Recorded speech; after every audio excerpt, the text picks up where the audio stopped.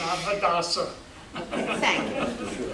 Okay, so my name is Erwin Braun. I'm the co-chairman of the club, and today my topic is escape from Auschwitz. And one of the best kept secrets of World War II was what was happening at the Auschwitz-Birkenau concentration camp. The Nazi planners of the final solution, the extermination of the Jews of Europe, wanted to keep the mass murder activities as quiet as they could. So they had 2,000 SS guards, 200 vicious German shepherds, and 2 lines of electrified fences to prevent anyone from escaping. The truth of the matter is that Auschwitz never started as an extermination camp. It started out as a small trading center, and it was called Auschwitz, derived from the Polish word for saint.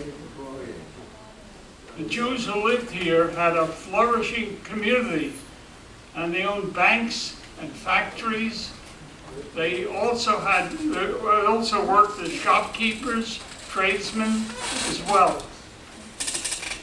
As the Jewish population grew here, they referred to the town as Auschwitz, Jerusalem. In fact, the Jews outnumbered the Catholic neighbors and were the majority in the city for many, many years. But then things started to change before World War II. Anti-Semitism increased among the Polish population, and they passed restrictive laws against the Jews from bathing in beaches and parks and going to parks. The Christians also started to boycott Jewish shops and businesses. In 1939, Germany invaded Poland, annexing vast territories, including Auschwitz, making it part of the Third Reich. In 1940, Heinrich Himmler, the notorious leader of the SS, was looking for a place to build a concentration camp. And the old workers' camp at Auschwitz caught his eye. The camp was located at a railroad junction, and it was hidden away, so the world would not know what was going on here. So in April 1970, Auschwitz became the Third Reich's 7th concentration camp. And that is how it all began. In 1941, construction began at a site about a mile away from Auschwitz, and that camp would be called Birkenau. In January of 1942, Heinrich Himmler proudly announced at the Wannsee Conference the final solution of the Jewish question. The Nazi plan was to deport millions of Jews to death camps in Eastern Europe. The Nazi goal was to murder 11 million Jews. It was a huge undertaking because it involved the cooperation of thousands and thousands of people with different nationalities and occupations. This included administrators, bureaucrats, police, railroad workers, SS officials, and Wehrmacht soldiers transporting Jews in boxcars to be resettled in the East. Death camps would have to be built in distant locations. Support facilities like ghettos would have to be built. And the local populations would have to cooperate and perform their jobs in town after town, sending the European Jews on trains to be resettled. That was the term the Nazis used for mass murder on a scale that mankind had never experienced before. Auschwitz-Birkenau was conveniently located on a railroad line that trains could easily reach from all over Eastern and Western Europe. Auschwitz was constructed as a slave labor camp providing workers for factories that made tires, ammunition, uniforms. They also had coal mining and working in other industrial complexes. It was a huge facility, 15 square miles. In 1942, the Germans started to deport Jews to concentration camps in Eastern Europe. The newly built gas chambers, crematoriums, and support facilities have all been completed. Now all the Nazis needed were millions of people to murder. Oh yes, the companies that built the gas chambers and crematoriums were major German industrial corporations like Krupp's and Daimler-Benz, the manufacturer of the Mercedes. In September of 1941, the first trial run of the facility took place, with several hundred Soviet POWs were marched into the cellars of Block 2 in Auschwitz and gassed to death with Zyklon B. The trial proved to be a huge success, and word raced back to Berlin about how to murder large numbers of people. Zyklon B gas became the new buzzword for the Nazis. And Auschwitz became the mass murder center of the Third Reich. Every day, hundreds of boxcars rolled into the camp. The passengers, terrified Jews, jumped off the trains, were met by Nazi guards carrying machine guns with their vicious German shepherds barking ferociously. They walked through a selection process to determine their fate. Joseph Mengele, a Nazi doctor, was given the job to determine who would live and who would die. If he motioned you to the right, you live. And if he directed you to the left, you're on your way to the gas chamber. Every day, thousands were gassed to death. Watching all of this was a young Rudolf Verba. He was a Slovakian Jew who was born in 1924. All his friends called him Rudy. He came from a middle-class family. His father owned a sawmill, and his mother was a dressmaker and housewife. Rudy's formal education ended at the age of 15 when Slovakia adopted the Nuremberg laws that placed restrictions on Jews in education and in the workplace. So Rudy became a laborer, and in the process taught himself English and Russian. He had other attributes that would serve him well. He was a good-looking guy, and he had an engaging personality. At this time, ghettos were springing up all over Nazi-occupied Europe, and the Jews were ordered to move there. In addition, they were required to wear a yellow Star of David on their clothes.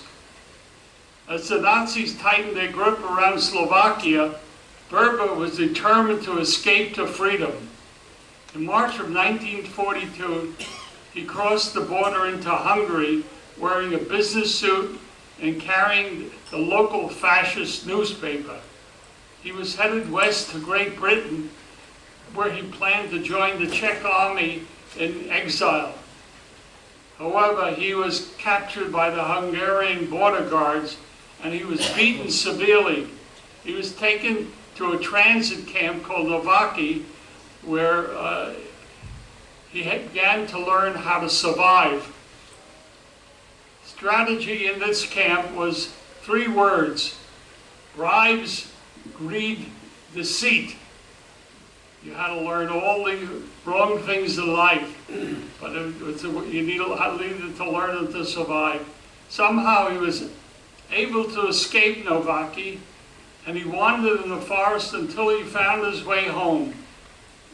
He managed to hide with friends for several days before he was captured again.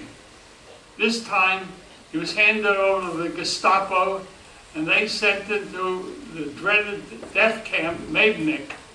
So while Verba was in Majdanek, he saw the row upon row of wooden barracks, electrified barbed wire fences, the watchtowers of the machine guns manned by Ukrainian guards. To his surprise, he was reunited with many people from Slovakia, his school teachers, shopkeepers, and librarian. They all had shaved heads, pajama-like clothes with black vertical stripes. They were all trying to stay alive. Survival was the name of the game now. Then the killing began. With loudspeakers playing dance music, the SS marched men, women, and children to the edge of ditches and then turned their machine guns on them. Werber witnessed all this. Those who were killed instantly and those who survived only to be killed with a bullet in the head. 17,000 Jews died that day in 1942, including Werber's brother Sam. On June 30th, 1942, Werber was transferred southwest to Auschwitz. At first he thought that it would be a less dangerous place than Majdanek. He found out otherwise. Here he encountered German efficiency, order, neatness, and terror. He encountered German, his head was shaved and the number tattooed on his arm. He now was prisoner 44070. Immediately he developed a plan for survival. He kept his wits about him and never lost his cool. He knew that food was the key to survival, so he resolved to eat any food the Germans provided, no matter what it looked like or tasted.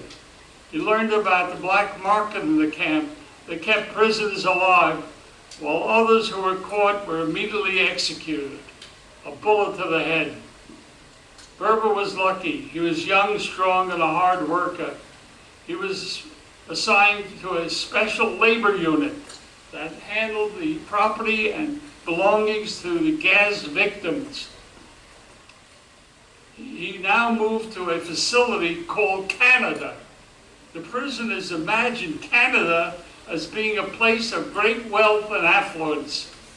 In Canada, Werber and the other prisoners would go through the suitcases and bags that the Jews carried on the train to Auschwitz. He also had to climb into the empty boxcars and remove the Jews who died on the journey to Auschwitz. And one of the benefits of Werber's working in Canada was him having access to the SS food stores. The stores had everything: steaks, vegetables, ham, eggs, all accumulated for the enjoyment and well-being of the SS guards. One of the things he noticed immediately was how dazed and disoriented the new arrivals to Auschwitz were. They packed suitcases as if they were going on long vacation. They also brought gold and silver to offer as bribes. In addition, they brought kitchen utensils, thinking they were going to be resettled in the East. In 1943, Werber got a promotion and was appointed registrar of Birkenau's quarantine camp. He was given everyday clothes to wear and relative freedom to move around the camp without hindrance from the Nazi guards. And he also got better food than the other prisoners. He also established contact with the camp underground. Now, one of Rudy Werber's great attributes was that he had a fantastic memory. So he began to compile his memory, the number of people being killed each day. He did this feat by using the tattoo numbers on the prisoners' arms. In addition, he also used as a guide the amount of fuel consumed in burning the bodies in the crematorium. He also questioned the Sonderkommandos. They were the young male Jews who removed the bodies from the gas chambers. This is the way he learned the details of how the gas chamber killing system worked. Furthermore, he also became a courier for the resistance in the camp. And he also managed to survive crisis after crisis. He seemed to have 9 lives.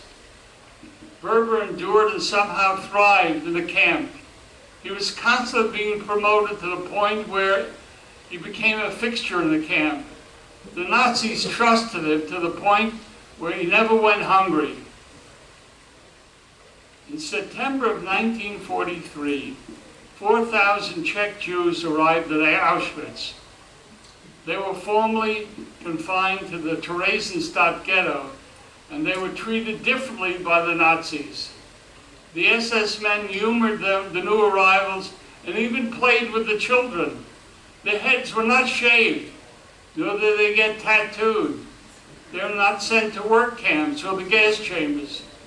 Families were not separated. They were treated with kid gloves. Most important, they were taken to a special camp nearby, built especially for them. They seemed to be born under a lucky star. They had an idyllic life for a European Jew in 1942. The Nazis also set up a school for the children, and the SS organized games for the youngsters.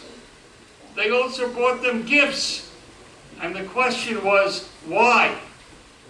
The answer was, the rumors and stories of mass executions have made their way to the free world, including America. In order to dispel these rumors, Adolf Eichmann himself showed the German Red Cross that the Nazis were treating the prisoners humanely.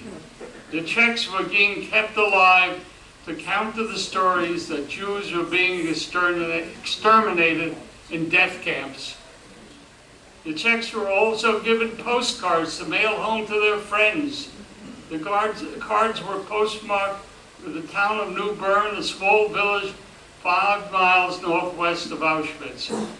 To complete the deception, the prisoners were instructed to ask for parcels of food, and their cards were post-dated by 3 weeks. On March 7th, 6 months after their arrival, the Czech Jews were taken by train to the gas chambers. They attempted to resist or fight back, but the Germans used flamethrowers and bayonets to force them into the gas chambers. As they died from the Zyklon B gas, they sang Hatikva and the Czech national anthem. Verba was devastated. He realized he had to escape and tell the world what was going on in the death camps. So escaping from Auschwitz became his obsession. He knew that every attempt to escape from Auschwitz so far had been a failure. In 1944, the Germans, using slave laborers, started to build another railroad line into Auschwitz. This one would lead straight to the gas chambers. There would be no selection process. The boxcars would simply open, and the Jews would simply be led to death in the gas chambers. As a sidebar, the Germans were killing 2,000 men, women, and children every half hour. So that in a matter of 2 hours, more people were killed that entire first day than at Normandy on June 6, 1944. We know that as D-Day. The gas chambers were working at full speed. They worked day and night. They used arc lamps at night to lengthen the day. One day, Verba noticed prisoners working to double the size of the camp. It could only mean one thing. The Nazis were preparing to receive a huge number of Jews. He heard one of the SS officers joking that the new prisoners would become Hungarian salami. Verba estimated that there were 1 million Jews living in Hungary. Actually, it was 750,000. Verba realized that the Hungarian Jews were in deep trouble. He must expose the Nazi plan. If the Hungarians knew that they were headed for extermination, they would fight rather than die as sheep. Berber started to plan his escape. He studied all the other attempts to break out and how they failed. The penalty for trying to escape is to be hanged slowly, so you're strangled to death. Rudy carefully studied the camp. Auschwitz was divided to an outer camp where the prisoners worked and an inner camp where they lived. So a prisoner had to escape from two camps. Also, the inner camp was surrounded by a moat, a water-filled trench 6 yards wide, 5 feet deep, and lights illuminated the camp at night, while the SS and the watchtowers kept their machine guns trained on any attempt to escape. An electrified barbed wire fence surrounded the camp. When a prisoner attempted to escape, sirens and whistles sounded, alerting the 2,000 Nazi guards in the camp. The outer perimeter of the camp was an open plain without any trees or shrubs, exposing anyone to trying to cross it to deadly machine gun fire from the watchtowers. Berber noted that the search for any prisoner attempting to escape lasted for 3 days and nights. After that, the search was turned over to the SS beyond Auschwitz. Berber thought, it was clear to me that a man hidden outside the inner perimeter for 3 days and nights had a reasonable chance of escaping. So Berber found himself an ally and a confidant, a Russian named Captain Dmitry Volkov. He was intelligent, he was a big and burly guy. They discussed many things like Russian writers about the essentials of a successful escape. Volker advised Verba on the things he would need for his escape. In escaping the Nazis, he would need a knife to defend himself, a compass, and a watch to determine their travels and location. They should also take potatoes and salt. For that could keep them going for many days. Never carry money. You would attempt to buy food from locals. Stay away from the people. They can betray you. That was Volkov's advice. The most important advice was to carry Russian tobacco that was soaked in gasoline and spread it all over your body. That will fool and throw off the tracking German shepherds. Berber never saw Volkov again. A few days later, he was rounded up and sent to the gas chamber. Life in the camp was very precarious. Berber on many occasions sought out other prisoners, hoping they would join him in his attempt to escape. And all those prisoners were arrested by the SS and ended up with a bullet in the head for planning to escape. Berber became depressed. He felt his opportunity for escaping was slipping away.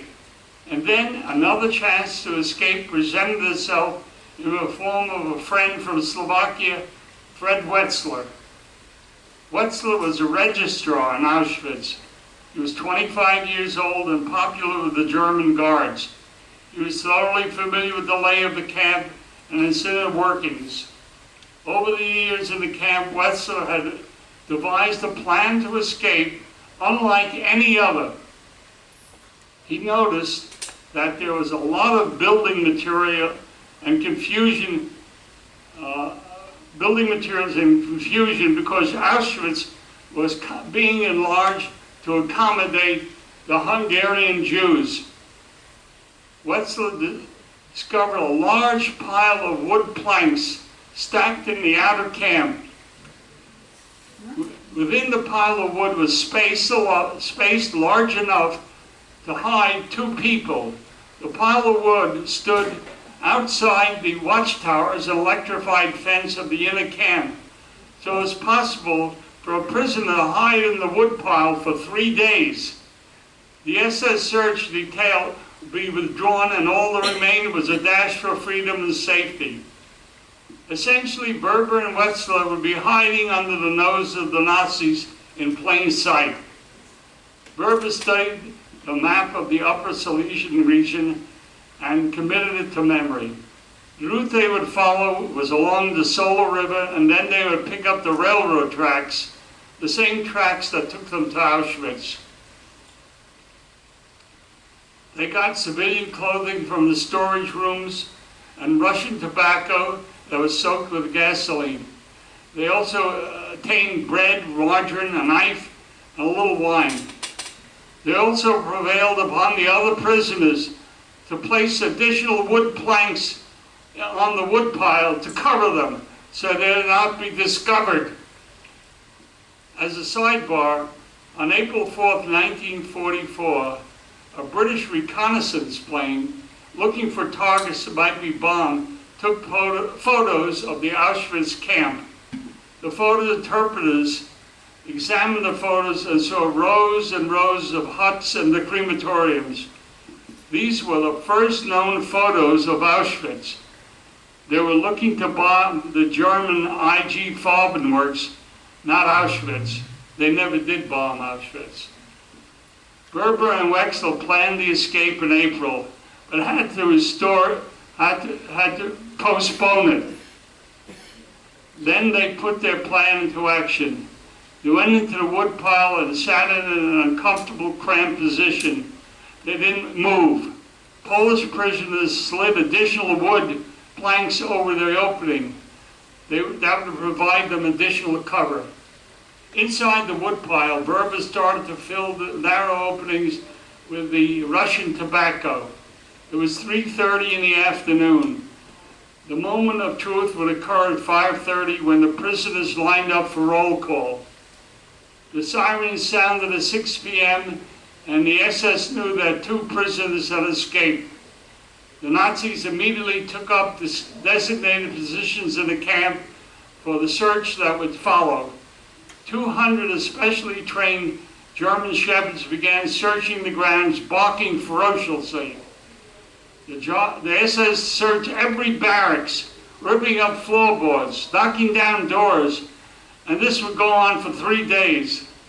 Berber and Wexler were gripped with fear and exhilaration. Exhilaration at the prospect they might make it to freedom, and fear they might be caught and tortured to death. The Germans searched this sprawling camp, and they even gave the woodpile a cursory examination. When Berber and Wexler, the dogs sniffed and scratched the woodpile, never got to the bottom of the pile where they were hiding. The Russian tobacco worked. The dogs smelled nothing. The guards moved to another section of Auschwitz. 3 days later, there was an announcement on the loudspeakers to abandon the search at Auschwitz. The guards returned to their posts, and the dogs were sent back to the kennels. Now it would be up to the SS network outside of Auschwitz to catch the escapees. All the Nazi units in the east were alerted to be on the lookout for 2 prisoners. In the cool April evening, when all was quiet in the camp, Berber and Wexler, working together, started to remove the wood planks away from their hiding place. It took many hours, but when they saw the moonless sky and stars, they knew they were on their way to freedom. Before leaving, they took a last glimpse of Auschwitz, where murder was occurring on a scale never before witnessed in history. They crawled at first toward the forest of birch trees, and once they got there, they started to run as fast as they could, never looking back. On March 24th, 1944, Franklin Delano Roosevelt gave a speech to the press. He gave a statement to the press stating, quote, "The wholesale, systematic murder of Jews in Europe is one of the blackest crimes of all history." He warned that anyone taking part in the deportation of Jews to their deaths were equally guilty as the executioner. End quote. Roosevelt spoke specifically about the 750,000 Jews of Hungary who were being threatened with annihilation. At the same time, Berber and Wexler running through the forest until they stumbled into an open clearing. To avoid exposing themselves, they crawled in the high grass, and then they reached an area with landmines, and they just kept running, taking their chances. For 3 days they ran, day and night, taking short breaks to rest. Then they came to a forest. It offered cover and seclusion. And then Verba saw another signpost. It read, "Attention, this is Auschwitz concentration camp. Anyone found here will be shot without warning." Somehow they were still inside the camp area. It never occurred to them how huge and sprawling Auschwitz was. They encountered Auschwitz work details and Hitler youth groups and hid when they approached. Finally, after crawling and slithering through the open fields and ditches and ravines, they reached another forest. Then a hard rain started to fall, and they took cover underneath shrubs and bushes and went to sleep for the first time in 4 days. And as they slept, the SS combed the countryside looking for them. Prisoners who escaped were a top priority for the Nazis. No one had ever escaped from Auschwitz before. Polish citizens were told that if they helped escape prisoners, they would be executed. Verba estimated that they had 80 miles of Polish countryside to cross before they reached the relative security of the Slovakia border. They followed the current of the Sola River, which flowed into a northerly direction. As they continued to run, they realized that they stood out from the average Pole. They were dirty, unwashed, very pale and emaciated. They smelled from not bathing, and despite their overcoats, they looked ragged and unkempt. They had no food, no water, no papers, but they had no other options. They had to push themselves northward to Slovakia. They ran in the direction of the Beskids Mountains. It was the eastern border of Slovakia and Poland. These mountains reached a peak of 3,500 feet, but there are rolling hills with forests and pastures. The area had many tiny villages that they had to avoid. They came to a town named Belsko. It was the wrong place for a Jewish prisoner. During the war, the entire Jewish population was murdered. The German-speaking Poles were not friends who would help them. They managed to bypass the town and avoid it. It would be a good thing there would be a death sentence. They're starving now, and they needed help desperately. They realized that if they knocked on the door of a German or an anti-Semite, they were finished. Even knocking on the door of a sympathetic Pole was risky, but they had no other choice. They needed help now. They were starving. They saw a small, weathered house with children playing. They knocked on the door, and an old woman opened the door with caution. She was a solid-looking peasant woman, and they greeted her with the traditional Polish greeting. "Praise be the name of Christ." And she replied, "May his name be praised forever." And she invited them into her home. She made them a meal of potatoes and a coffee substitute and filled them in on the local situation. The area, open country, was constantly patrolled by the Germans. They would have to spend the night with her. She told them that one of her sons was murdered and the other one was in a concentration camp. She filled them in on the local situation. The countryside was constantly patrolled by the Nazis. She told them they would have to spend the night in her home. They were thankful that they had found a place where they could eat and sleep. That night, after a meal of meat and potatoes, they were led to a barn where they slept in a hayloft. At 3 in the morning, the old lady woke them and told them it was time to leave. She gave them coffee and 4 Polish marks for good luck. It was the 8th day of their escape, they walked into the darkness toward the snow-covered mountains.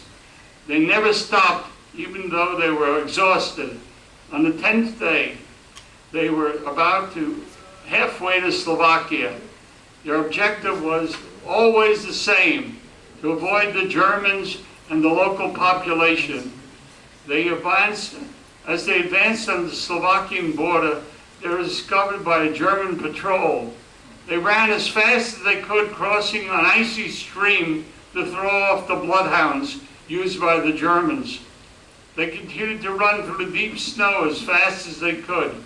When they could no longer hear the barking dogs, they dove into a ditch where they covered themselves with branches and shrubs. They continued to listen carefully for the barking dogs and footsteps. All was quiet now. They had avoided the patrol. For the first time in years, they could taste freedom. However, both escapees were in terrible shape. They were starving. Their feet were swollen and they had trouble walking, but they had made it to the border of Slovakia. As they approached the border, they met an old woman tending her goats. Berber, in desperation, said to her, "We are headed to the Slovakian border. Can you show us the way? We have escaped from Auschwitz," he told her. She told them to wait in the forest, and she'd get them food and a man to help them cross the border. 2 hours later, a young boy came with food that the men wolfed down. The boy told them, "My grandmother will be back when it is dark." As night fell, the old lady returned with more food and a man wearing peasant clothes. He invited Verba and Wexler to his home, and he promised them he would take them to the border. The next day, he led them to the border and cautioned them about German patrols. After 2 days of walking and running, they came to a clearing. The friendly guide pointed to a forest and said, "That is Slovakia. I'm glad I helped you." It was 50 yards away. The guide vanished into the night. They were on their own now. It was April 12, 1944. They made a mad dash as fast as they could across the border to the relative safety of Slovakia. As they made their way to the nearest town, they looked like escapees from a concentration camp, but they were desperate. They had 3 weeks to warn the Hungarian Jews about their fate and the deathly truth about the extermination camps.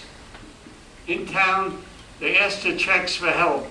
They had to get to Kočka, one of the towns that people took them town to wash up and put on clean clothing. He told them the best way to get to Kočka was to take the train. He also suggested they go with him and his pigs so that no one would question them. They would appear to be 3 farmers headed for the market. For 3 days, Verba and Wexler waited patiently for the farmer to transport and sell his pigs. And then he took them to the office of a local Jewish doctor, Dr. Pollock. Verba needed medical help to treat his infected feet. Dr. Pollock was not sent to Auschwitz because there was a desperate need for doctors in the Slovakian army. Slovakia was a German ally in World War II. It turned out that Verba knew Dr. Pollock. He told the doctor about all his relatives who were transported to Poland. They were not resettled as reported, but were in fact murdered. The stunned doctor could not believe it, so as he continued to bandage Verba's feet. The next morning, Verba and Wexler took a train to Zelina to meet the Jewish leaders. Verba was still shoeless, only wearing bandages. At the headquarters of the Zelina Jewish Council, Verba and Wexler were greeted in comfort and luxury, unlike anything they ever experienced. The council consisted of the leaders and most intelligent members of the Jewish community. They had contacts in the highest places, and it showed. Jews without contacts being transported to the gas chambers. After eating the first fine dinner the finest dinner they ever had, Verba started to talk about the sordid details of Auschwitz. His hosts, after hearing him, were cautious and hesitant. In reality, they did not believe one word that he was saying. It was obvious that these erudite Jews actually believed the German line that the Jews of Slovakia and Europe were being resettled in the East and working as slave laborers, and they would be returned home after the war. So they greeted Verba and Wexler with they questioned Verba and Wexler in great detail using journals that they recorded every Jew that was taken by the Nazis. Verba, with his photographic memory, recited every Slovakian Jew mentioned in the journal and how they died. For hours, the incredulous men of the Jewish Council ruled Verba and Wexler in separate rooms, checking and rechecking every detail and fact.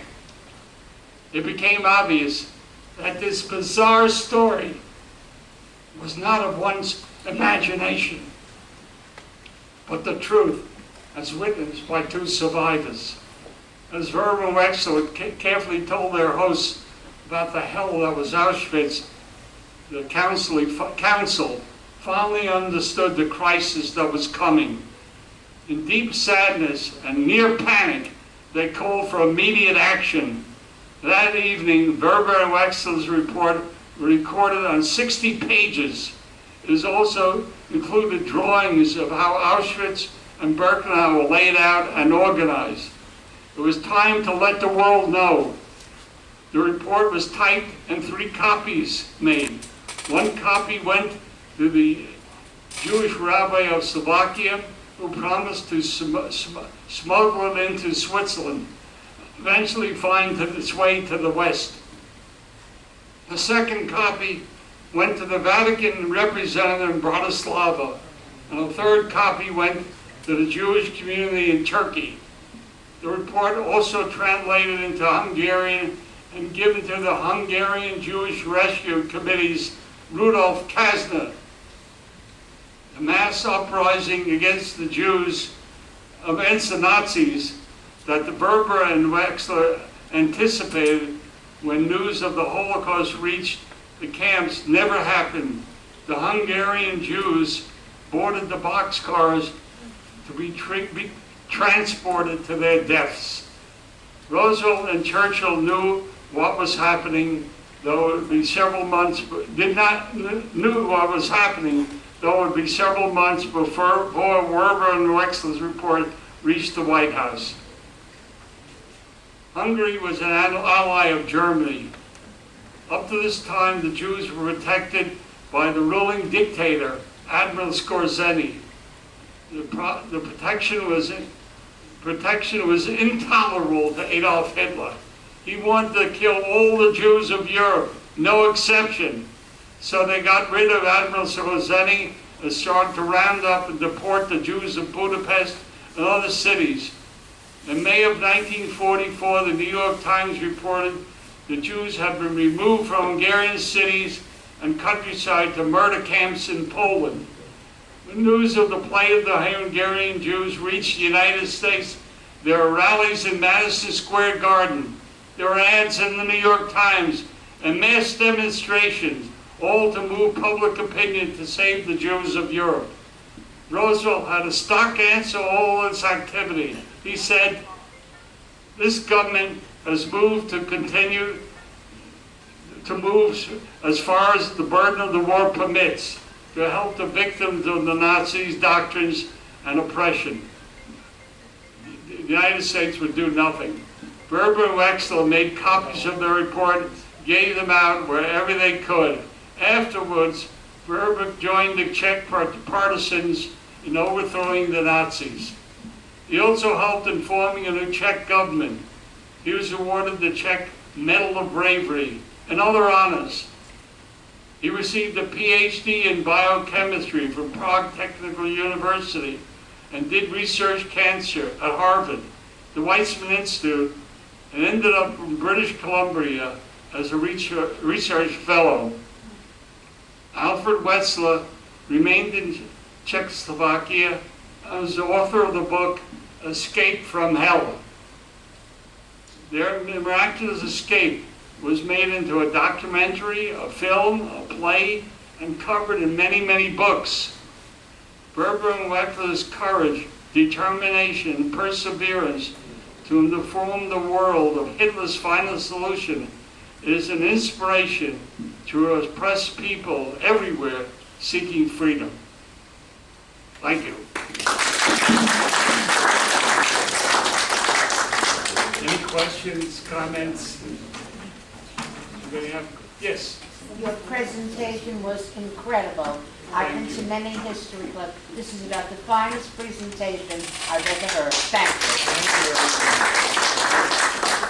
you. I gave this presentation about 3 years ago, and I figured that I took it off the shelf because Mandy canceled.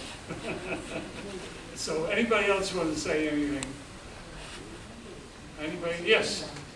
I had heard that IBM had put in a lot of work on the train schedules that were bringing all the Jews to Auschwitz and so on like that. I don't know if that was ever. It was true. They didn't have the train schedule. IBM supplied the Nazis with punch cards. The punch cards were used in keeping track of the number of prisoners being transported. And IBM, the American companies were doing business with the Nazis. All the major American companies were doing business with the Nazis at that time. And it was a shameful period. The end of this month is International Holocaust Remembrance. This presentation April hits the is spot. Holocaust Remembrance Month, right, Don? Yom HaShoah. Yom HaShoah is April. Yom HaShoah, they wanted to kill every Jew in New York, and thank God they didn't. If they came to the United States, they would have killed all of us too, So,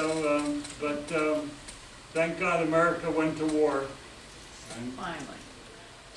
ended it. So, anybody else have any comments? Anybody? Yes. It wasn't just the Jews that were killed. It was, Russians. Russians were 3 killed. million. There were millions of others. 3 million. involved in that. Yeah. Millions of Russians were killed. Millions of Russians. Total 3 million non-Jews. 3 million non-Jews, 3 million non-Jews. Yeah, they killed, the Germans killed a lot of people. They killed a lot of people. All right, I'm going. Anybody? You'll come in. Yes. Were the American companies aware what the Nazis were up to? Maybe not initially, but as time went on? Yes. Were they aware of what? What was going on? Well, the extermination started in during World War II. Were the American companies aware? 1942. They actually. We had broken the German Enigma code during World War II. The British did. And we actually knew they were actually transporting people to be exterminated. Churchill knew and Roosevelt knew in 1942 that Jews were being murdered in death camps. So this is even 2 years before Berber and Wexler. 2 years before Berber and Wexler, they knew that the Jews were being murdered. And nobody did anything. And I said that there were mass rallies in Madison Square Garden. Rabbi Stephen Wise, everybody hear of him? He was the Jewish leader at that time in America. He was a confidant of Roosevelt. But Roosevelt had one goal: to win the war as fast as he could, to end the killing. And that was it. They would not send one bomb at the bomb the death camps. We refuse. They would not drop one bomb in the death camps. There were many Jewish leaders that did not want to send bombing of the death camps. We don't, There were many Jewish leaders that said, no, don't bomb the death camps. well, some did want to bomb the Yeah, but crematorium. they wanted Did to anyway. Jews. They You're wanted gonna to be bomb dying the anyway. Well, I'm not crematorium. arguing that it shouldn't have been done, I'm just saying there were many Jewish leaders. They wanted to bomb the crematoriums, but they never did. They never bombed the crematoriums. That's not exactly. Yes, I just want to say that a lot of brain power, pardon? a lot of brain power from the Jews was destroyed We during. don't know how many people who were murdered would have had, What were they could scientists have done, what they or, could have invented. scientists, engineers who would Right, have improved life in the 20th and 21st That's right. century for everybody that they murdered. right. You know, all those people. But that's the tragedy of what happened in World War II. The real tragedy. Yes, Can it happen again? well, it's always happened. People are being murdered, innocent people are being murdered over and over again. We never learn. We never seem to learn. And it seems to me the United States never learns. We invaded Iraq, and then we invaded Afghanistan. We just never learn, you know? We never learn. That's it. Anybody else? Yes? And we wanted them to destroy the cars, the drive, from both England and America tried to blow up the trucks, the cars. The railroad tracks. Transportation. They never blew up the railroad lines. Would never No, touch no, them. never touch the railroad lines, yes. I heard yesterday about somebody wrote a book, and I don't remember that, I'm bad on names. But anyway, they mentioned that Churchill did want to bomb the railroad tracks, and Roosevelt said no. Well, I think Churchill was more sympathetic. He was, Yeah, Roosevelt Yeah.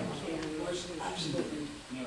Yes, Actually, Larry. on the, in the Holocaust Museum in Washington, on one of the upper floors, they actually display a letter from the American ambassador in Germany to the president, at the time Roosevelt, of course, telling him this was following Kristallnacht of the Nazi plans, and it's quite specific as far as what the plans were and that it was happening.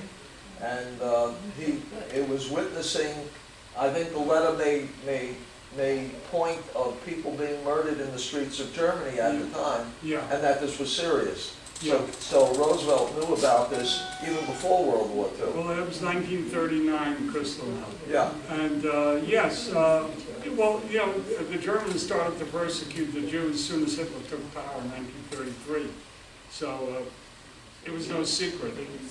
You know, during the Olympics, 1936, the Germans, it was held in Berlin. The Olympics were held in Berlin in 1936. The Germans, you know, they had all kinds of signs up in the stores, the Jews are not allowed and whatnot. They had to remove all the signs and clean up Berlin from all the anti-Semitic. Marty Glickman could not run. Marty, and two Jews on the Olympic team, Marty Glickman and what's his name, the other guy, I don't remember his name. They were track stars, and they were on the relay team. They were supposed to run the relay.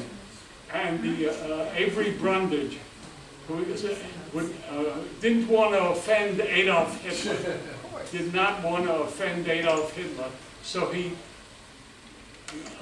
canceled the two Jews from the team. This has happened in America. This happened. He prevented them from running. The Jews got Jesse Owens and somebody else to run. The Americans won the relay. Jackie Robinson's brother. Pardon? Jackie Robinson's brother. Yeah, Mr. Mac Robinson. Relay. Mac Robinson won the silver medal Yeah. at the Olympics. Mac Robinson, Jackie Robinson's brother. Yeah, they ran and they won the relay. And, but two Jews were prevented from running because they didn't want to offend Adolf Hitler. And in the 1980s, the American Olympic Committee gave Marty Glickman a medal for the one he never got at the Olympics, recognizing the anti-Semitism. We have to recognize the 1930s and 40s was the greatest period of anti-Semitism in American history. And there's no doubt about that. Till now. Till now, it's coming back. Now we seem to be having an uptick in anti-Semitism, and Start of it. and who can explain it? You know what? It's the internet. The internet. People watch all these things on the internet. I don't know. All these various websites, hate websites, with all kinds of lies and distortions and misfacts. And I don't know whether maybe they listen to the president. I don't know. But there's a lot of hate out there today, unfortunately. Always. You know, Just more and aware of it unfortunately, sometimes than others. you know, America goes through cycles, and we're in a bad cycle right now. Anybody else want to comment? Well, okay, thank you.